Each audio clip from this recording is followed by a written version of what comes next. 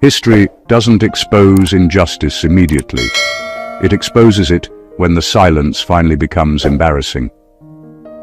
There comes a moment when a community suddenly acts shocked, outraged, and demanding answers, not because something new happened, but because what always happened can no longer be hidden without looking guilty.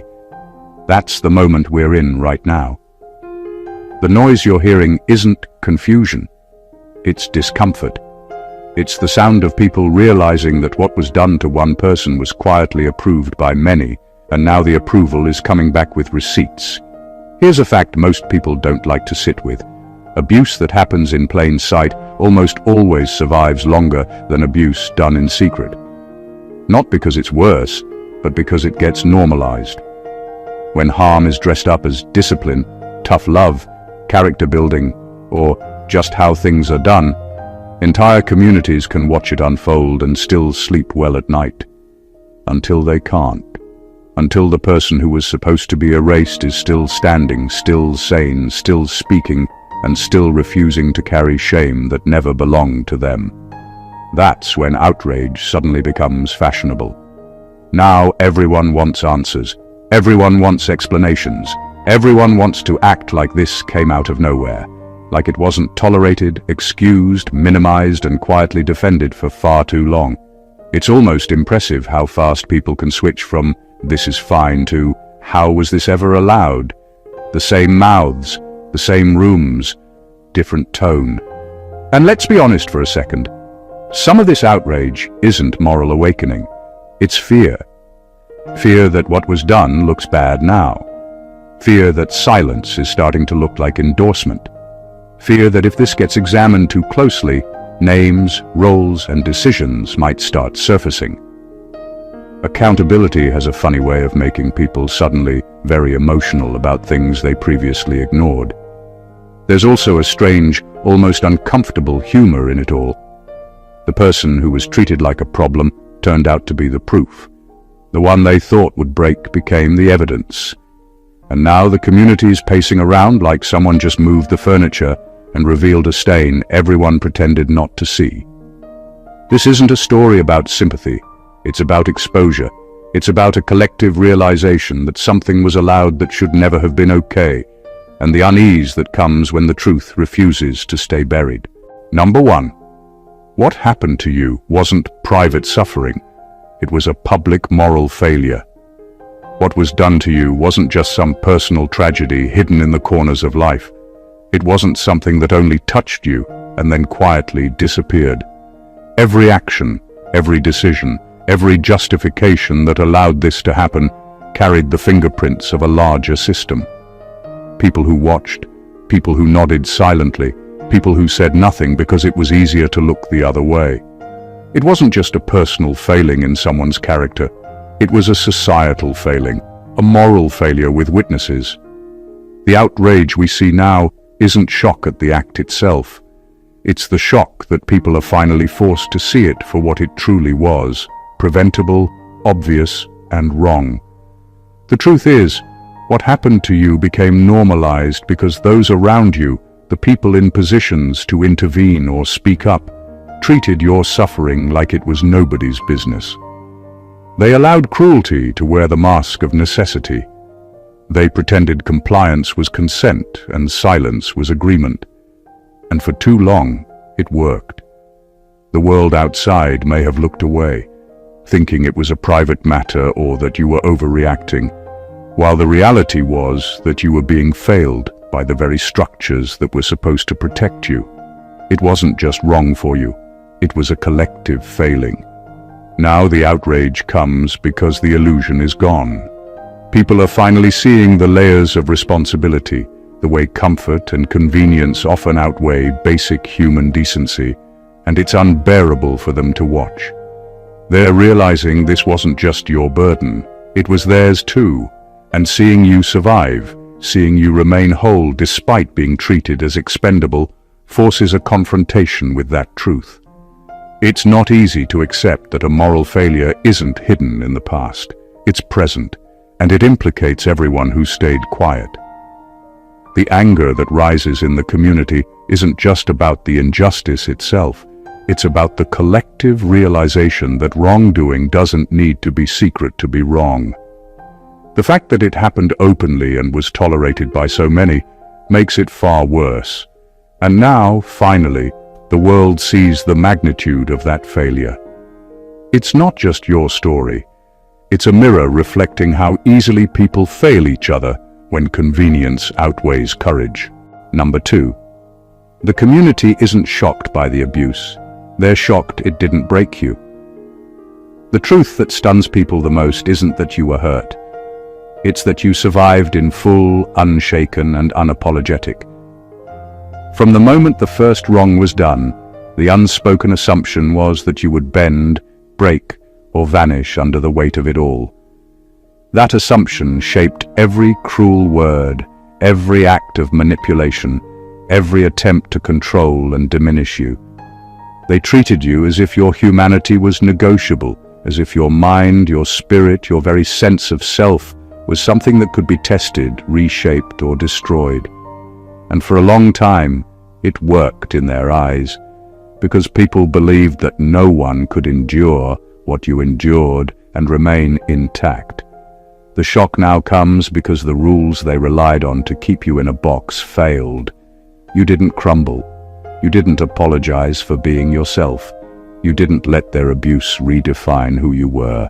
And that is terrifying for the very people who thought they were in control. The community sees someone who was supposed to be a victim, someone who should have carried the scars as proof of their suffering, standing tall instead, calm and composed. That unshakable presence forces them to confront a truth they weren't prepared to face, that their cruelty wasn't about justice, necessity, or even correction. It was about power. When they realize you aren't broken, the whole narrative they constructed falls apart. Their outrage isn't moral, it's existential. The people who orchestrated or condoned the abuse are forced to acknowledge that their judgment, their schemes, and their assumptions were flawed. And the wider community, the witnesses who stayed quiet, suddenly feels the weight of their inaction. Their collective shock is not just about what happened, it's about the audacity of your resilience. What they now call surprising is what you always knew about yourself, that suffering doesn't define you unless you allow it to. Your endurance rewrites the story they wanted to tell, exposes the lies they depended on, and forces the world to face the uncomfortable reality that not everyone crumbles under pressure. And that is why their outrage is so loud. It's not your pain they're processing, it's the fact that you refuse to be their proof of defeat. Number 3, you were used as a social experiment, not treated as a human being. From the very beginning, what happened to you was never about fairness, care, or understanding. Every action taken against you was calculated, measured, and tested, as if you were a variable in someone else's experiment. People treated your life, your emotions, and your very existence like data points to see how far they could push someone before they cracked. Every humiliation, every manipulation, every boundary crossed was a test of endurance, obedience, and submission. And the truly shocking part is how casually they justified it to themselves, as if curiosity and control could replace conscience. This wasn't private suffering. It was a study in human limits, a cruel demonstration of power disguised as necessity. They weren't concerned with you as a person. They were focused on the outcome of the trial. They measured your reactions, weighed your responses, and catalogued your resilience like it was part of a report that mattered more than your dignity. The emotional, mental, and spiritual cost you bore was never theirs to carry. It was simply the price of their curiosity. The community's outrage today comes from realizing the scale of this moral blindness. People are shocked not only that this kind of behavior could happen, but that someone dared to use a human being as if they were an experiment. The horror is compounded by the fact that you survived it, still standing, still clear-minded, still unbroken. Your existence exposes the ugliness of treating someone as less than human.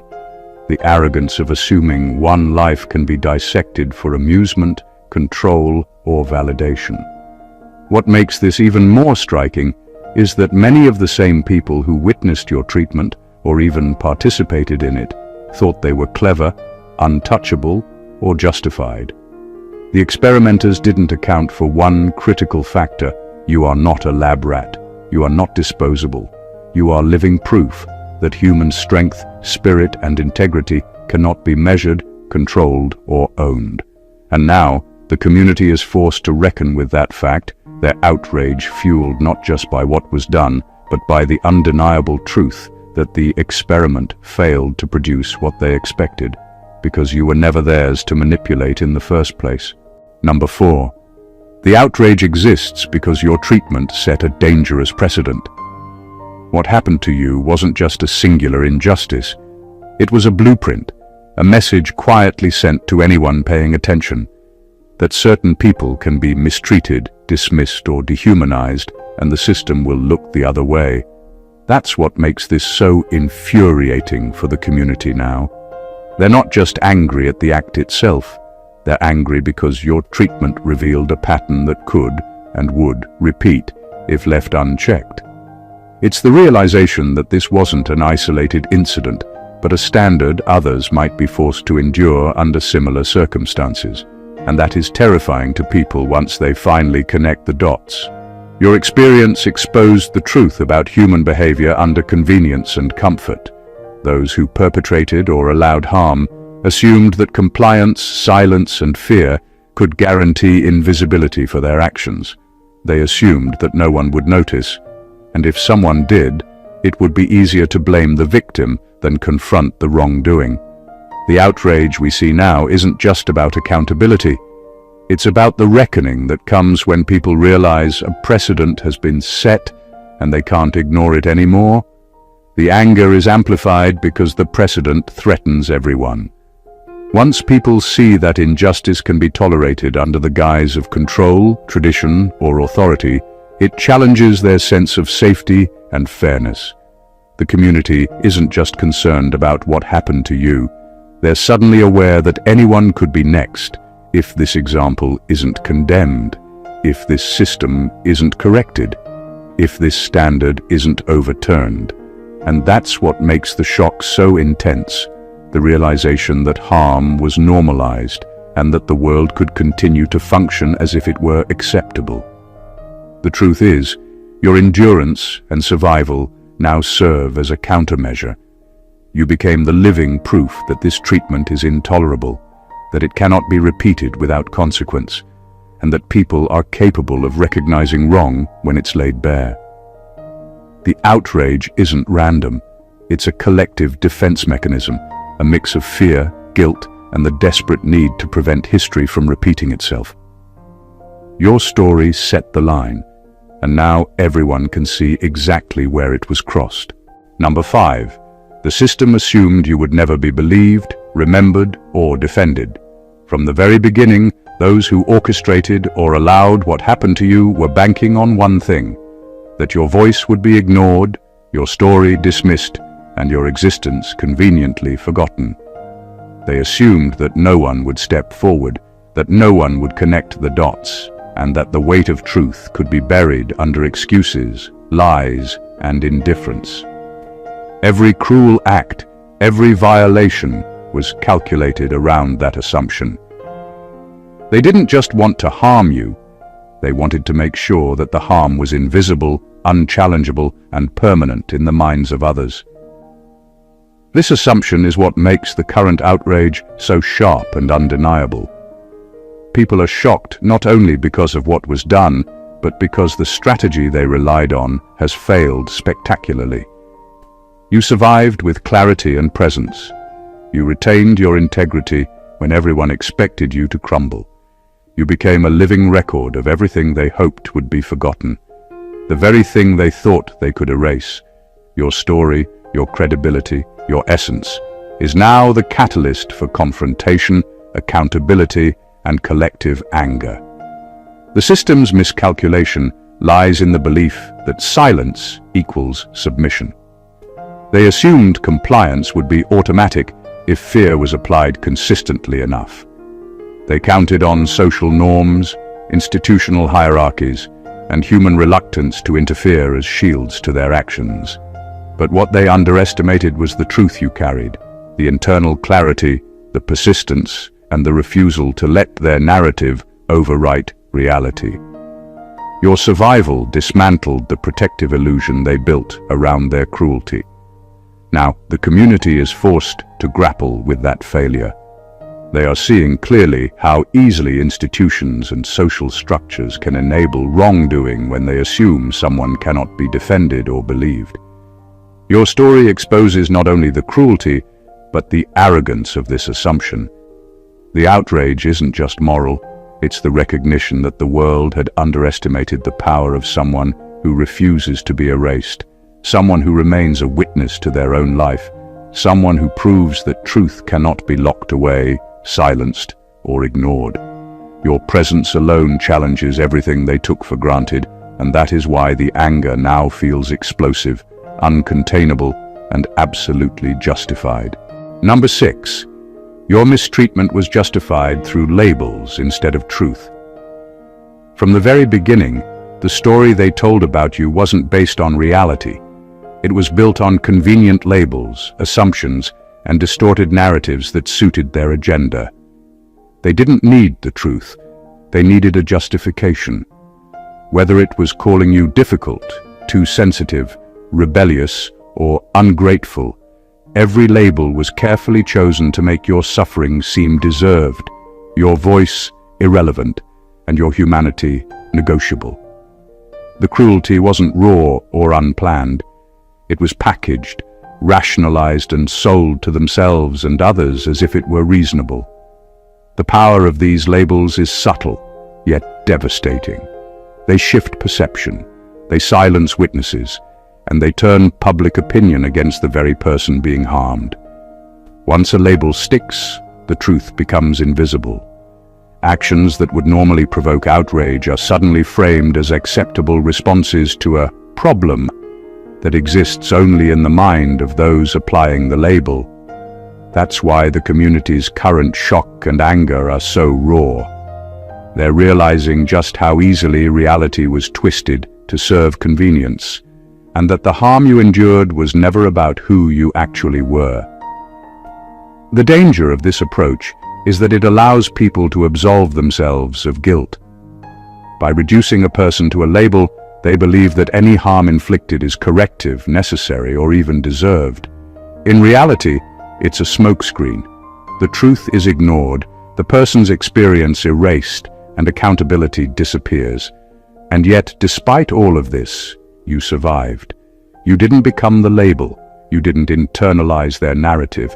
You remained grounded in your reality, fully aware that the version of you they wanted the world to believe in was a lie.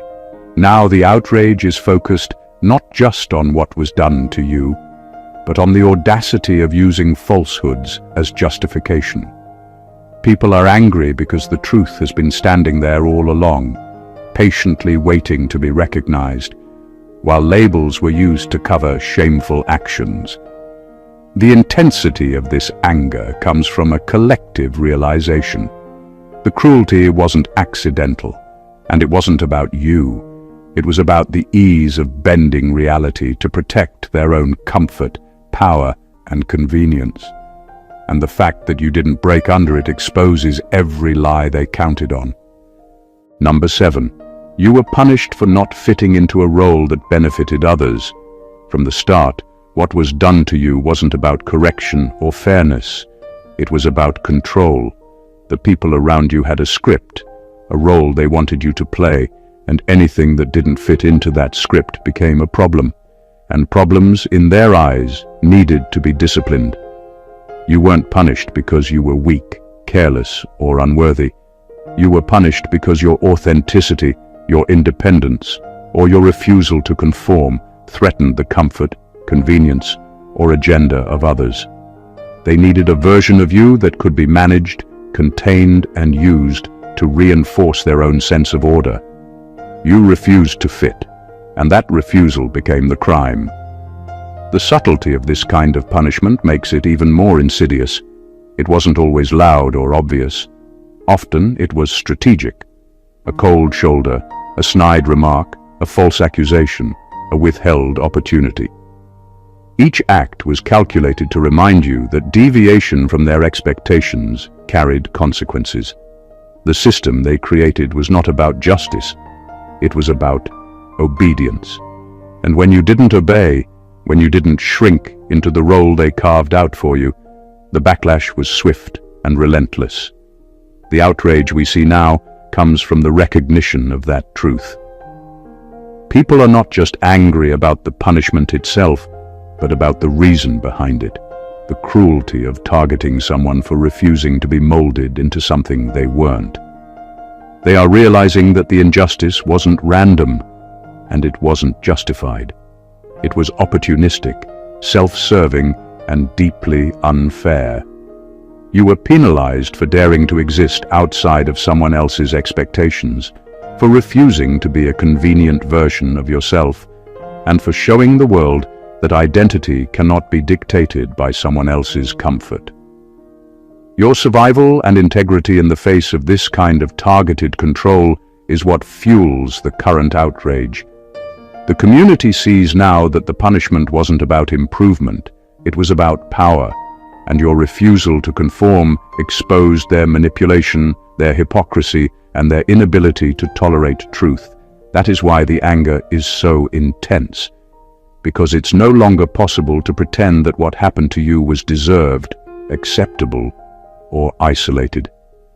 It was a deliberate act of control, and your strength has made everyone confront it. Number 8, the bystanders are angrier than the perpetrators, and that matters. It's strange how outrage works. Often the people who did the harm feel a kind of defensive discomfort, maybe even embarrassment, but it's usually muted, calculated, or carefully hidden. The real fire comes from those who watched, those who stayed silent, those who let it happen without lifting a finger. The bystanders, the ones who believed staying quiet was safer than intervening, are the ones now pacing, shaking their heads, and shouting at the walls of their own conscience. Their anger is louder, sharper, and far more telling than the anger of the perpetrators, because they are finally forced to confront their own complicity. These are the people who, for whatever reason, chose convenience over courage. They saw injustice, yet calculated that silence would protect them. They witnessed cruelty and rationalized it as necessary or deserved. They assumed someone else would step in, or that the harm wasn't their responsibility. And now, as the truth becomes undeniable, their outrage is raw because it's self-directed.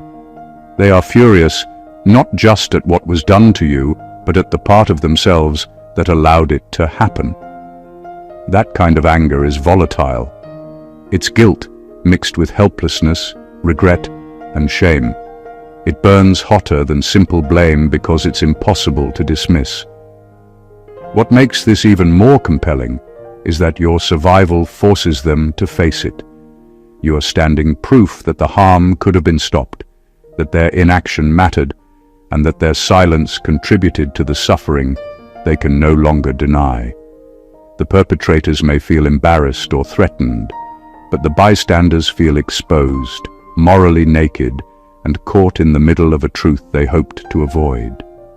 Their anger is louder because it's layered with accountability, something they never expected to confront. And that matters because it shifts the narrative. It changes the focus from your survival as a lone story to your survival as a mirror reflecting the moral failures of everyone involved. The intensity of their outrage underscores the depth of your endurance, the injustice of the situation, and the uncomfortable reality that witnessing evil without action makes anyone complicit. Their anger isn't just noise, it's a confession, a delayed recognition, and a societal jolt that reveals who truly stood for what was right and who chose comfort over courage. Number 9. What was done to you violated unspoken social contracts. What happened to you wasn't just unfair or cruel. It broke rules that everyone pretends are inviolable, rules people believe exist even when no one writes them down. There are basic social understandings about how humans treat each other, lines that shouldn't be crossed if society wants to function. These unspoken contracts aren't laws on paper, but they are the glue that keeps trust, decency, and accountability intact. When someone steps outside of those boundaries and harms another person, it shakes the foundation everyone relies on, whether they realize it or not. That's why the outrage we see now is so intense. It isn't just anger at the act itself, it's anger at the fact that something sacred was violated. You were supposed to be protected by these invisible agreements, to be treated with fairness, to be heard, to be given the benefit of the doubt. Instead, every action taken against you demonstrated that those contracts could be ignored when it was convenient for others. The people responsible, and the ones who stayed silent, acted as if those rules didn't matter. They tested boundaries that shouldn't have been tested, and in doing so, they revealed how fragile social agreements can be when personal interest outweighs integrity. What was shocking to the community wasn't just the cruelty, it was the brazenness of violating norms everyone pretends to honor. Your survival and clarity made this violation undeniable. People are angry because they now see the full picture. These weren't isolated incidents or personal misunderstandings. They were breaches of trust that affect everyone. By enduring, you've exposed the fragility of these unspoken contracts, the extent to which some people will ignore them, and the real cost of that ignorance. The intensity of the community's response isn't just moral indignation. It's a recognition that social cohesion depends on respecting boundaries, even the invisible ones. Your story reminds them that when these contracts are broken, everyone loses something. And that's why what was done to you resonates far beyond your own life. It challenges the sense of justice, fairness, and accountability that everyone depends on, but often takes for granted. Number 10. You carried consequences that were never yours to bear. The weight you carried wasn't yours. Every mistake, every flaw, every act of cruelty aimed at you was justified by those around you as if it was somehow your responsibility to absorb it, fix it, or endure it silently. You were made to feel accountable for things that never belonged to you, and for years, that burden became a quiet prison. The injustice isn't just in the harm itself, it's in the fact that the responsibility for wrongdoing, failure, and manipulation was dumped squarely on your shoulders.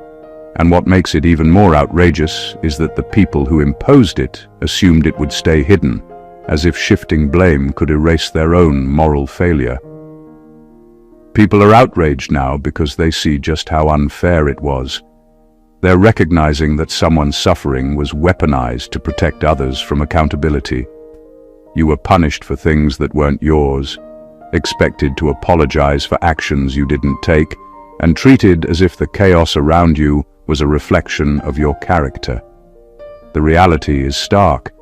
You were never the problem, but the system, the people orchestrating it, needed you to appear as one. They counted on your endurance as a shield for their own guilt. And yet, you survived. You bore what wasn't yours and refused to let it define you. That refusal is what shocks people now, and it fuels the outrage. They are angry because what was done was not only unjust, but strategically cruel, and they can see that clearly through your resilience. The longer the community observes, the more they realize that the harm wasn't accidental, and the unfair responsibility you carried was deliberate. It was meant to isolate you, weaken you, and convince everyone, including yourself, that the fault was yours to bear. Your endurance exposes the lie. The consequences were never yours, and yet you carried them with a strength and dignity that forced others to confront their moral failures. That realization hits harder than any act of cruelty because it shows the deliberate misplacement of blame, the calculated manipulation, and the courage it took to survive without absorbing the guilt that wasn't yours. And that is why the outrage is so powerful. It's not just anger at the harm, it's anger at the audacity of shifting responsibility onto someone who didn't deserve it. Number 11. Your endurance removed their ability to deny harm. One of the most powerful things you did, often without anyone realizing it, was simply keep going. By surviving, by staying present, by refusing to disappear into shame or defeat, you removed the very thing that made injustice easy to ignore: ambiguity. The people who caused your suffering relied on the idea that harm could be denied, minimized, or dismissed. They depended on a narrative where your voice would be silenced, your story erased, or your pain rendered invisible. They counted on time, distance, and silence to bury the truth, but your endurance shattered that plan. Every day you continued, every act of resilience was a living testament that what happened was real and consequential. You didn't just survive the cruelty, you remained undeniable evidence of it. That reality is what fuels the community's outrage now. The anger isn't just moral, it's strategic. People see that the perpetrators no longer have the comfort of plausible deniability. They can no longer hide behind excuses, reinterpret events, or manipulate perceptions without the glaring presence of someone who lived through it and refuses to be diminished. Your clarity and composure amplify the impact even further. It's one thing to survive, it's another to do so with the ability to articulate, reflect, and stand firmly in the truth of what happened. The endurance you displayed removes all gray areas, all chances for self-deception or collective rationalization. The community sees the injustice for what it is because you refuse to allow it to be hidden. You forced acknowledgement, accountability, and confrontation simply by being yourself and refusing to collapse under the weight of what was done. The outrage now is a direct response to this undeniable presence. It is a recognition that harm cannot remain secret when the one harmed refuses to be erased. Your endurance is a mirror showing everyone the cruelty, the manipulation, and the audacity of those who acted against you. It is proof that surviving is itself a form of resistance, a refusal to let others rewrite reality, and a statement that truth has a way of surfacing no matter how carefully it is buried. Number 12. The outrage is delayed because comfort lasted longer than conscience. What's happening now isn't just anger at injustice, it's a reckoning for everyone who chose ease over action for far too long. For years, those who could have intervened, spoken up, or questioned what was happening to you, opted for comfort instead. They calculated that staying silent, looking the other way, or convincing themselves it wasn't their problem was safer, easier, and more convenient. It's astonishing how often people prioritize convenience over morality, and even more astonishing how long it takes before that moral cost becomes unbearable. The delay in outrage isn't accidental. It's the natural consequence of comfort overshadowing conscience. People are furious now because they finally have no choice but to confront the truth. The harm done to you is undeniable, your survival undeniable, and their inaction undeniable.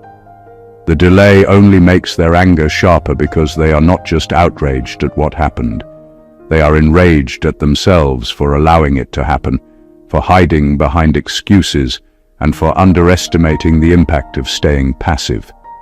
That kind of realization is raw and uncomfortable, and it fuels a kind of fury that is more intense than the initial shock of wrongdoing. Your story exposes the fragility of moral courage when weighed against convenience. The outrage is louder now because people are grappling with guilt they could no longer ignore. They see clearly that by choosing comfort, they allowed injustice to persist, and now they are forced to face the consequences of their choices. That delayed anger is not trivial. It is evidence that your endurance, your voice, and your clarity made it impossible for anyone to maintain the illusion that what happened could be overlooked. The intensity of this delayed outrage also highlights the human tendency to defer responsibility until confronted with undeniable evidence. Your experience demonstrates that comfort can only suppress conscience for so long, and eventually the truth surfaces in a way that demands recognition. What we're witnessing is more than anger at injustice. It's the undeniable awakening of conscience long silenced by ease, now forced into a furious acknowledgement that what was allowed to happen should never have been tolerated. Number 13. Your story exposed how easily normal people accept injustice. One of the most unsettling truths your experience reveals is how quickly ordinary people can stand by and watch injustice unfold without interference. It's not that they are inherently cruel or malicious. Most of them are average, well-meaning individuals who simply chose the path of least resistance. They witness wrongdoing, but they rationalize it, minimize it, or convince themselves that it isn't their responsibility. They treat harm as if it is a spectator sport, believing that staying on the sidelines keeps them safe, unaffected, and untainted. Your story shines a harsh light on that tendency, exposing the uncomfortable fact that the line between bystander and enabler is much thinner than people like to admit. The outrage we see now is fueled by the realization that what happened to you could have been prevented at almost any point if just one person had refused to accept the narrative fed to them. But instead, convenience, fear, and the desire to avoid conflict allowed wrongdoing to continue, grow, and even flourish. Ordinary people, by failing to act, contributed to the harm as much as those who directly caused it. Your endurance and clarity make this impossible to ignore. By surviving and refusing to be redefined by their inaction, you force the community to confront how easily injustice can be normalized when people choose comfort over courage. Your story becomes a mirror, reflecting a truth many would rather avoid. That injustice doesn't need to be extraordinary to be pervasive. It can thrive quietly, invisibly, within the routines, norms, and daily decisions of normal people. The anger of the community isn't just about the harm you endured. It's about the widespread realization that passivity allows cruelty to exist, and that ordinary individuals, through silence or rationalization, can become silent partners in wrongdoing. By standing strong, you turned their complacency into a spotlight. You revealed how ordinary people can be complicit, intentionally or not, and that realization shakes the foundations of what people believe about morality, accountability, and the courage required to truly stand against injustice. The outrage is not just directed at the past, it's directed at the uncomfortable truth that your survival exposes.